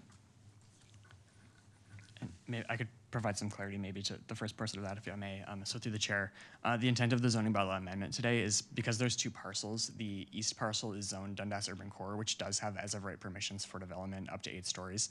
The west portion of the subject lands is zoned future development within the North Oakville bylaw, the intent of which is to require a zoning bylaw amendment for any application that comes forward, and it's not pre-zoned for anything other than existing uses, which the site is vacant. So that's the intent of the zoning bylaw amendment, is to bring the entire site into the Dundas Urban Core designation. Okay, thank you. Councillor Elgar. Thank you. Through you, Acting Chair. Traffic study. I agree with Councillor Knoll. I'm wondering why you are even proposing having 2 entrances off of Dundas, and when nobody can go left out. And if you check where the traffic goes in the morning, they're going left when they go out of there. So they're going to be going up to Kading, and down 6 and then around. Is your traffic study have that, or are you still going forward that they're all going to go into Dundas from those condos?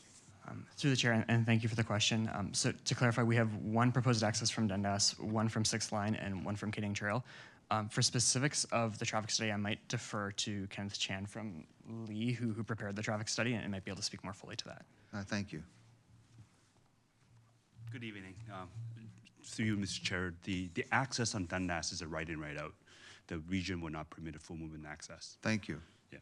So it's right out only, yes. Right in and right out is what we're. Exactly. So then for sure, anybody going left in the morning is going to go up Kading and around, so your traffic study shows that. Yes, we have both Kading and an access on 6th Line. So I noticed that too, and that's only going to be, only a right in and right out also. we are proposing a full movement access right now. What? And as Andrew discussed, is for. Oh, that'll be interesting to see. Yes, because that's opposing to the church access, and there's an opportunity to minimize traffic on the Kading.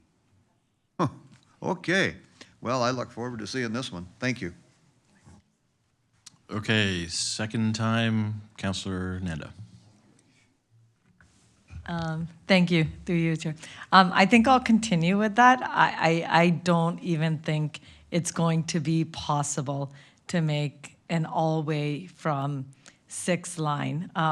The other concern, continuing on to what Councillor Elgar, Councillor Knoll were saying, was I think the issue is going to be when most people are trying to turn right onto 6th Line, but trying to get into the left lane to make a left onto Dundas. So I think the issue with that corner is really going to be traffic, because it's not Trafalgar and Dundas or Neagawa and Dundas. It's 6th Line, and like we said, they can't make any additional lanes on 6th Line or on Dundas to allow for traffic relief. So right now, even turning right onto 6th Line from Dundas on a regular day is a huge problem, because there's no additional right lane turn. And so I don't know how many meters it would be from Dundas to 6th Line to try to get out, but I foresee this being the biggest problem, is everyone trying to turn right and then turn left onto Dundas. And when you have 600 plus units and that many people going to work in the morning, I think that's something that we're definitely going to have to look into. My other question was in relation to what Councillor Knoll had said, and this might be for staff. If we were approving this where the Shoppers is, previously there was a site plan approval for a 2-story commercial. Would we be approving this with the future plan of having a condo added to that plan? Or would the zoning bylaw be saying we are first having a Shoppers Drug Mart and then we are also approving a future building there? Through you, Chair, if I may field that. So the site-specific zoning bylaw lays basically the implementing frameworks for what will end up being Phase 4. So at the end of the day, the final ultimate condition will be this Shoppers Drug Mart is removed or renovated into a mixed-use apartment building. What the proposed site-specific zoning bylaw does is it provides for those permissions. Whether it comes through at the end of the year or what happens, that bylaw will enable that and those performance standards. And then the implementation is sort of the second piece. So as Mr. Hannaford's explained, it's going to be a phased approach. So phase 1 would be that interim commercial use. There would be provisions for that within the bylaw, but within that same bylaw, there's also going to be provisions for that ultimate build out. So they wouldn't need to come back, in 10 or 50 or 100 years and ask for that permission. They would have that built into the site-specific bylaw that they're applying for. Okay, thank you. So then the 693 units that are being proposed, does that include Phase 4? Thank you for the question, through the chair. That's correct. The 693 total units is the ultimate build out of the site. In the interim, with the standalone Shoppers at the corner, it's a total of 542 units. Okay, thank you. Councillor Knoll. Thank you.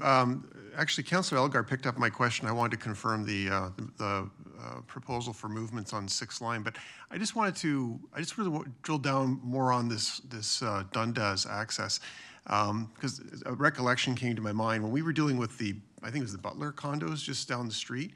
They fought tooth and nail to get access off Dundas, and the region just said absolutely no way, and that was considerably further down. So I'm just curious. You say that the region's considering this, but have they given you any feedback as to whether or not this is even viable? Thank you for the question, and through the chair. So we did submit our application in December. Preliminary discussions with the region have occurred. We have not, to my knowledge, had any concerns raised with the location along Dundas. With that said, I think we're still within the submission period of this application, so we will receive the fulsome set of comments from the region, as time goes on, as well as town transportation staff would also be reviewing, and that would sort of play out through the application process. You said there's a traffic study. Is it on our website right now? Is it on the development? I haven't gone to look.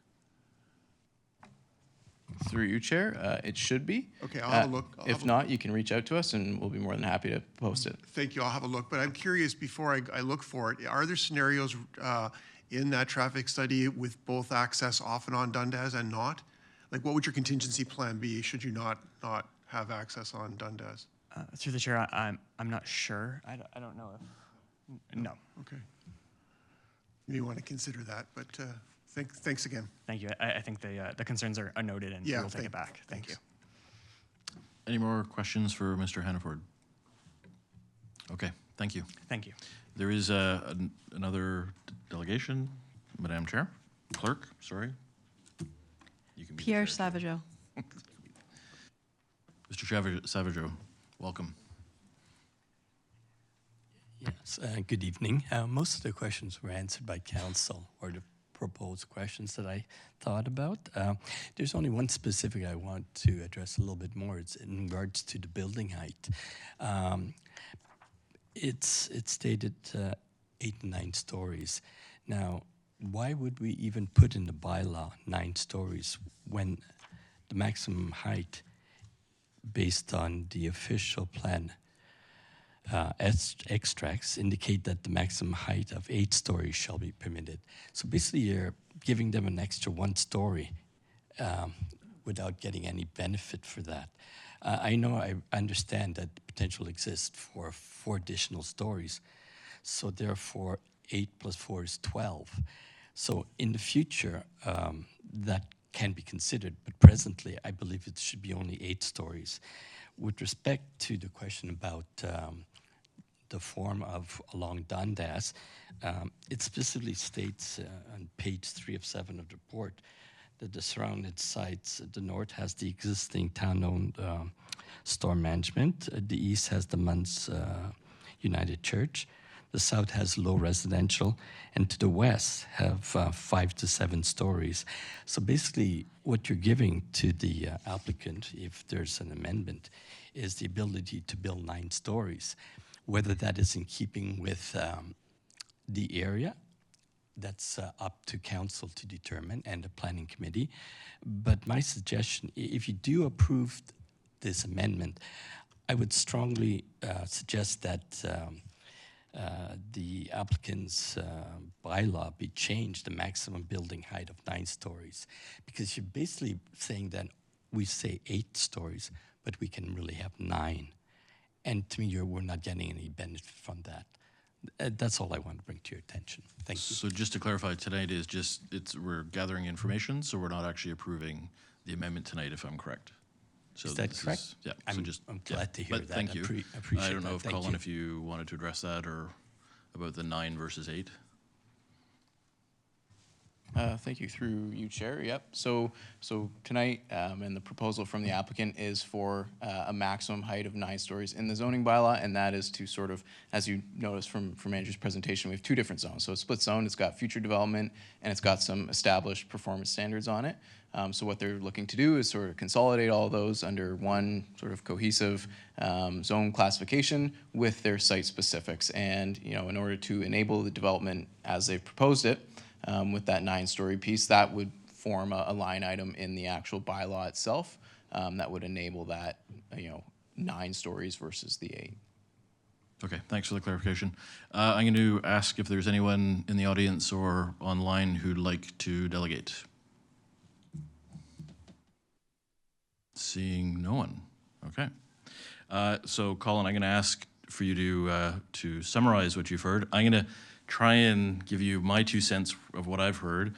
One is definitely about traffic studies. So the Dundas 6 line and the right in, right out, all of that. Shadow studies was the other. Those are kind of the 2 that I kind of gleaned out from everyone, but there could be, and parking, sorry. And more analysis on parking. So those are the 3 that I'd heard, but go ahead. Great, that's a great starting point. Thank you, Chair, and through you. So in addition to the matters that we've listed in our public meeting report, so climate change, transportation impact studies, transportation demand management, basically implementation, as well as parking and parking justification. What I also heard was commercial needs as well. I've heard more about impacts on the local road network itself and not simply just ingress and egress. We've heard that as well. And part of that impact is the eastbound Dundas, right? So navigating the site, entering and leaving the site, those are 2 important pieces. Visitor parking spaces as well, I heard that as well. We have received comments from the public in addition, so written submissions as well regarding construction management. So that is another piece that we are going to, when we come back with a report and a fulsome evaluation, we'll come back with comments about construction management because we do have sort of an established neighborhood that is abutting this area. What do those impacts look like on residents, as we just heard about the OTMH site? So in addition to that, we've also got the current mix, low, medium, high density in North Oakville, so we'll do a quick analysis on that. The viability of the access along the regional road as well. That's an important piece. So when we come back, we'll bring those comments from the region and whether they have any sort of explicit concerns about the accesses as they're proposed and where they are, as well as, a contingency plan should it not be supported, what is sort of the response to that, and then area context. And I think we've captured that in our matters under review. We always look at the context and the integration of new developments within their established area. So that's another piece of the puzzle that we will bring back to you. Okay, thank you very much. So can I get a motion? Councillor Nanda? Any opposed? Seeing none? Carried. So I'm going to read that the comments from the public with respect to the proposed zoning bylaw amendment submitted by Shoppers Realty, file number Z1316.12, be received, and that the staff consider such comments as may be provided by council. Okay. Going on to the next item. So there are no discussion items. There are no confidential discussion items. There are no advisory committee minutes. So then can I get a motion to rise and report to council? Councillor Noel, that this committee rise from committee of the whole and report. So any opposed? Seeing none, we carried. So I rise and report that the committee of the whole has met and has made recommendations on consent item 4.1, public hearing items 6.1 and 6.2. Now I'm supposed to... We did that. Sorry?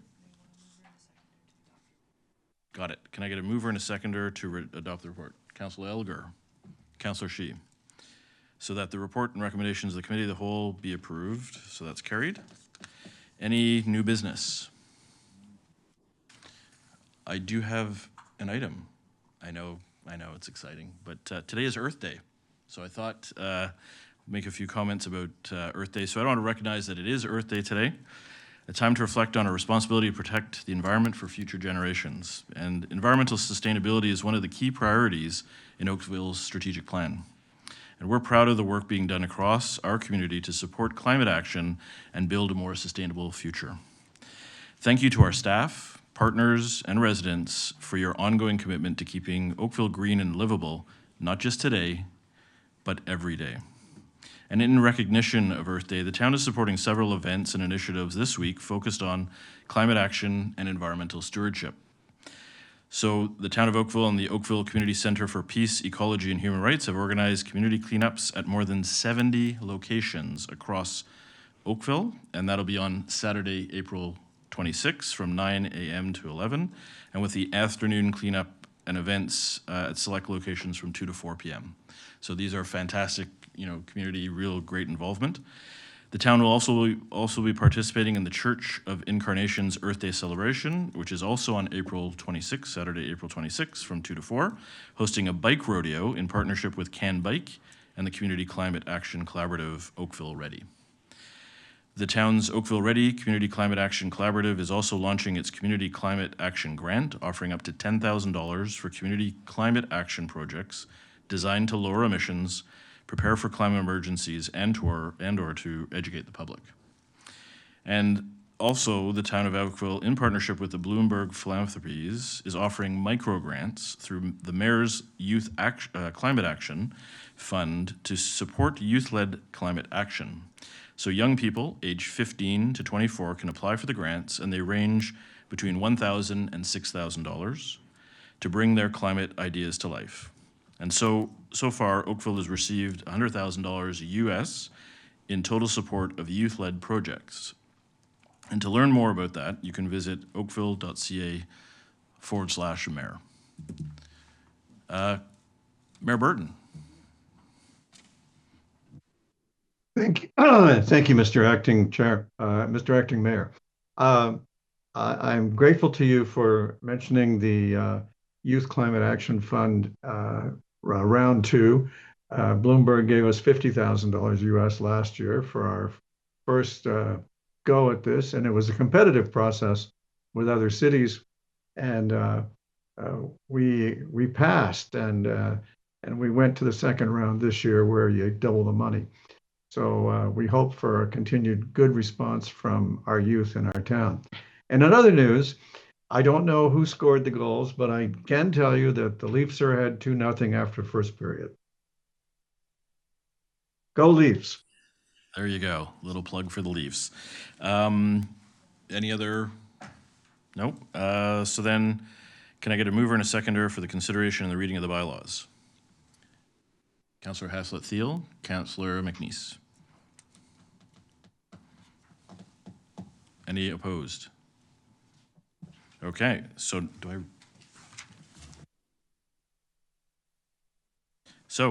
that's carried. Now we've done our work for this evening. Happy Earth Day, everyone, and the meeting is adjourned.